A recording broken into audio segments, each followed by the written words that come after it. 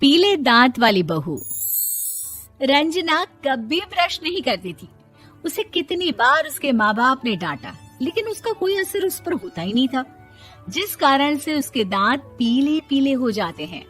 शादी के बाद अरे बहू, वैसे तो तुझ में कोई कमी नहीं है, पर तेरे दांत इतने पीले कैसे हैं बेटा? कैसे मतलब? कोई सर्जरी थोड़ी ना कराइए। वो तो क्या नाम, मैं ब्रश नहीं करती थी तो पीले हो गए। अब क्या करूं? आप कहें तो लाल करवा लूं या फिर काले? यार ये क्या है, क्यों माँ से लड़ रही हो? लड़ रही हूँ? अरे मैं लड़ रही हूँ या ये बोल रही है कि दांत पीले हैं, पीले। अरे तपस्या थोड़ी ना की है इन्हें पीले करने के लिए। बकायदा ब्रश नहीं किया है 20 साल तक, तब जाकर। छी, कैसी बात कर रही हो? ये उस वक्त तो पीले नहीं थे जब हम लोग तुम्हें देखने आए थे। अरे तब साफ करवा लिया होगा डेंटिस्ट के पास जाकर। अब देखो कैसे पीले पीले लग रहे हैं। रंजना सास की तरफ गुस्से से देखती है। फिर शुरू हो गई पीले पीले पीले। अरे पीले तो तब भी थे जब मेरे हाथ का रसगुल्ला उड़ा उड़ा कर खा रही थी और बोल रही थी, लड़की नहीं गुणों का खजाना दे रहे भाई साहब आप। खैर, अब वो लोग करते भी तो क्या करते, पीले दांत वाली बहू पल्ले पड़ी थी तो झेलना तो था ही। एक दिन कीर्तन में रंजना गाना गा रही थी।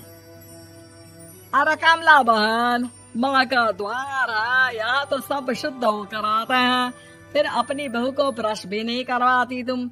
दूर से पीले पीले दांत भक्ति में बाधा उत्पन्न कर रहे हैं। अरे कोई 2 साल की बच्ची थोड़ी ना लेकर आई हूँ मैं बहू बनाकर। अच्छी खासी लड़की है, अरे कैसे करवाऊं ब्रश? ये तो उसे खुद करना चाहिए ना। अब माँ बाप तो इसके जैसे तैसे निपटा दिए, ये नहीं सोचा कि सास कैसे संभालेगी।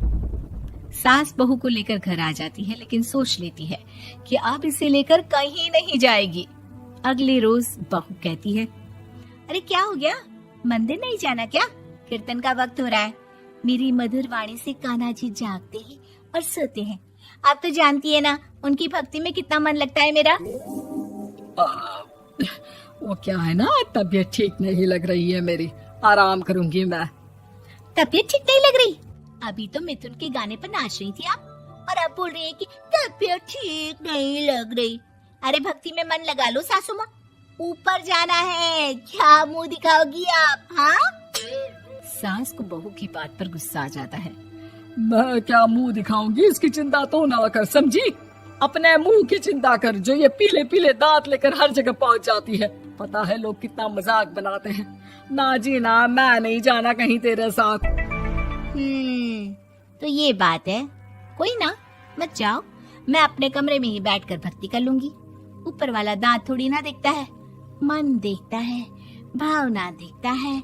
और अरे बस बस, तू सब कुछ दिखा, बस ये सफेद चमकदार दांत ना दिखाना किसी को, है? जा यहाँ से। बहू को सास की बात का कोई फर्क नहीं पड़ता, वो तो जैसी थी वैसी ही रह जाती है। सुबह नहाकर किचन में खाना बनाना, फिर खाना खाना, कीर्तन भजन करना और सो जाना। एक दिन, माँ जी मैं सहेली के घर जा रही हूँ, शाम को लेट आऊंगी। हाँ हाँ तो जाना, मैंने कौन सा तेरी आरती करनी है घर पर बैठकर। रंजना सहेली के घर जाती है, जहाँ वो पार्टी में जाने की तैयारी कर रही होती है। अरे शिखा, कहाँ जाने की तैयारी कर रही है? मैं गलत वक्त पर आ गई क्या? अरे नहीं यार, उल्टा सही वक्त पर आ गया। मैंने ये साड़ी और ज्वेलरी निकाली है यार, शाम को इनके ऑफिस की एक पार्टी में जाना है। बताना कैसा लग रहा है ये सब? नहीं यार, इस ड्रेस के साथ तो वो वाली ज्वेलरी अच्छी लगेगी। हाँ हाँ सही बोल रही है, मैंने ध्यान ही नहीं दिया। वैसे तो हमेशा से मस्त फैशन सेंस रखती है। तो बड़ा जाती होगी ना पति के साथ पार्टी में। रंजना कुछ नहीं बोलती, बस सोचती है कि यार काश ये बात सही हो जाती, पर मैं क्यों नहीं जाती पार्टी में? क्या इन लोगों की कोई पार्टी होती नहीं होगी? रंजना घर आती है और रात में पति से सवाल करती है, एक बात बताइए, आप मुझे किसी पार्टी में क्यों नहीं ले जाते? क्या आपकी यहाँ ऑफिस में पार्टी नहीं होती? पति बेचारा क्या कहता कि दांत पीले हैं तुम्हारे इसलिए। अरे कोई पार्टी होती नहीं हम लोगों के ऑफिस में, तो कहाँ से लेकर जाऊं? और मार्केट, मॉल, कहीं वीकेंड घूमना, कहीं तो। अरे यार सारे हफ्ते में एक छुट्टी मिलती है, तो सोचता हूँ कि आराम ही कर लूं। क्यों? रंजना मन मार के रह जाती है। पहले कभी सास के साथ मंदिर जाया करती थी, लेकिन वो भी सास ने ले जाना बंद कर दिया। घर बैठी बैठी रंजना बोर हो जाती है। तभी उसे आइडिया आता है और वो मायके जाने का सोचती है। सासू माँ, 2 दिनों के लिए मम्मी के घर जा रही हूँ। अच्छा ठीक है, आराम से जा। और हाँ, माँ से कुछ अच्छी आदत सीख कर आना कि कैसे शरीर के हर भाग की तरह दांतों की सफाई भी जरूरी होती है, समझी? शुरू हो गई ना आप। वो लोग आपकी तरह नहीं है कि छोटी छोटी बात का बतंगड़ बना दे। उन लोगों के लिए मैं मायने रखती हूँ, ना कि मेरे पीले पीले दांत। रंजना माँ को बिना बताए उन लोगों को सरप्राइज देती है, लेकिन जैसे ही वो दरवाजे पर पहुंचती है, अंदर देखती है कि घर वाले कहीं जा रहे होते हैं। अब माँ, काश रंजना दीदी के दांतों वाली प्रॉब्लम नहीं होती, तो वो भी हम लोगों के साथ चलती ना बुआ जी की बेटी की शादी में। हाँ बेटा, लेकिन अब उसे कौन समझाए कि उसको उसके पीले दांत नहीं दिखते, लेकिन उसके आसपास के लोगों को कितना एम्बैरेसिंग फील कराते हैं। मुझे तो कितनी बार उसके स्कूल की टीचर ने शिकायत की कि उसके साथ कोई लड़की बैठना भी नहीं चाहती, और ना ही कॉलेज में कोई उससे बात करना चाहता था। लेकिन पता नहीं क्यों उसे ये बात समझ में ही नहीं आती। कोई कमी नहीं है उस लड़की में, बस यही कि दांत पीले हैं। वो तो भला हो जीजा जी और उनकी माँ का, जो दीदी को जैसी है वैसे ही रखा हुआ है। रंजना को अपने घर वालों की बात सुनकर बहुत दुख होता है।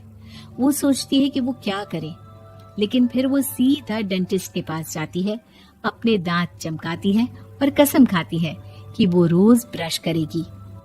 अरे क्या हो गया? तुम तो 2 दिनों के लिए गई थी ना, पर कोई ना, अच्छा है, चलो आ गई तो। रंजना सास के सामने आकर खड़ी हो जाती है और पूरी स्माइल करती है, उसके चमकदार दांतों को दिखाती हुई। हैं? चले मंदिर। माँ, मुझे माफ कर दीजिए, मैंने आप लोगों को बहुत एम्बैरेसिंग फील करवाया। मैं आज से रोज ब्रश करूंगी। उम्मीद है कि आपको हमारी ये कहानी पसंद आई होगी। कृपया हमारे चैनल को सब्सक्राइब करें और सभी अपडेट्स के लिए बेल आइकन जरूर क्लिक करें। और हाँ, वीडियो लाइक और शेयर करना मत भूलिएगा। Bye bye.